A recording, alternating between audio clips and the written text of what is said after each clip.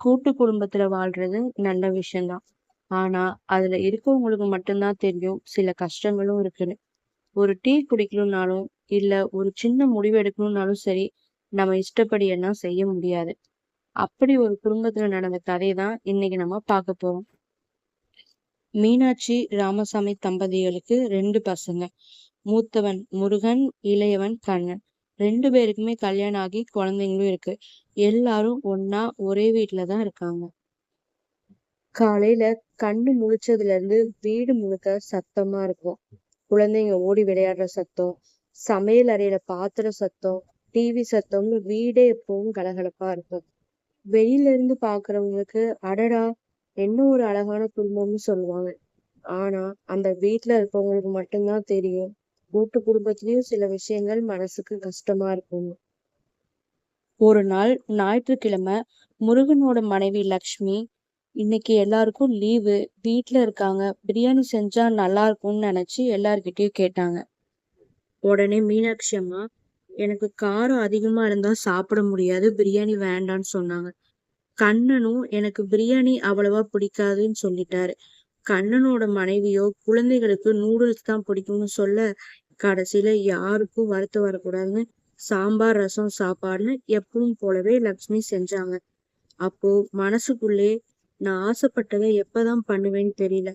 சாப்பிடுற விஷயத்துல, சோஃபா வாங்குற விஷயத்துல இப்படி எல்லாத்துக்கும் எல்லாரோட கருத்தையும் கேட்க வேண்டியதா இருக்கு. வெளியூருக்கு போகணும்னாலும் எல்லாருக்கும் சரியா இருக்குமான்னு பார்க்கணும். சில நேரம் நமக்காக வாழ்றோமா இல்ல குடும்பத்துக்காக வாழ்றோமான்னு கூட தோணும் அப்படின்னு மனசுக்குள்ளே லக்ஷ்மி பேசிக்கிறாங்க. ஆனா வாழ்க்கை எப்போதும் ஒரே மாதிரி இருக்காதுல்ல. ஒரு நாள் முருகன் வேலை பார்த்த கம்பெனில பிரச்சனை வந்துருச்சுன்னு சம்பளத்தை தள்ளி போட்டாங்க. வீட்டு செலவு, குழந்தைங்களோட பள்ளி செலவுன்னு எல்லாத்தையும் நினைச்சு அவன் கவலையா இருந்தான். அத பார்த்துட்டு கண்ணன், அண்ணா நீ ஏன் கவலைப்படுற, இந்த மாசம் செலவை நான் பாத்துக்கிறேன்னு சொன்னான். அதை கேட்டதும் முருகன் கண் கலங்கிட்டாரு. அதோட மீனாட்சி அம்மாவும் அவங்க சேமிச்சு வச்சிருந்த பணத்தை எடுத்துட்டு வந்து கொடுத்தாங்க. அப்போதான் லக்ஷ்மிக்கும் முருகனுக்கும் ஒரு விஷயம் புரிஞ்சுச்சு. தனி குடித்தனத்துல இருந்திருந்தா இந்த கஷ்டத்தை எல்லாம் தனியா சமாளிச்சிருக்கணும். ஆனா இங்க என்னோட சுமைய குறைக்க என்னோட குடும்பம் இருக்காங்கன்னு சந்தோஷப்படுறாங்க.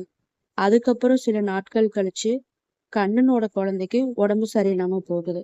அன்னைக்கு இரவு முழுக்க யாருமே தூங்கல. ஒருத்தர் மருந்து வாங்க போனாங்க, ஒருத்தர் குழந்தைய பாத்துக்கிட்டாங்க, ஒருத்தர் அம்மாவை சமாதானப்படுத்தினாங்க. அந்த இரவு கண்ணனுக்கும் ஒரு உண்மை புரிஞ்சுச்சு. கூட்டு குடும்பத்துல நம்ம இஷ்டப்படி எல்லாம் செய்ய முடியாம இருக்கலாம்.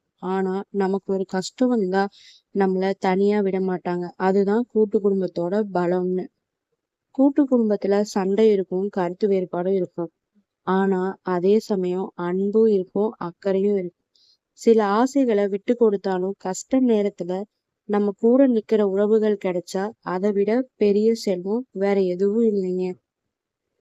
இந்த கதை உங்களுக்கு பிடிச்சிருந்தா லைக் பண்ணுங்க. நீங்க யாராவது கூட்டு குடும்பத்துல இருந்திருக்கீங்களான்னு கமெண்ட்ல சொல்லுங்க. இது போன்ற மனதை தொடும் கதைகளுக்கு சப்ஸ்கிரைப் செய்து உங்க ஆதரவை தாங்க.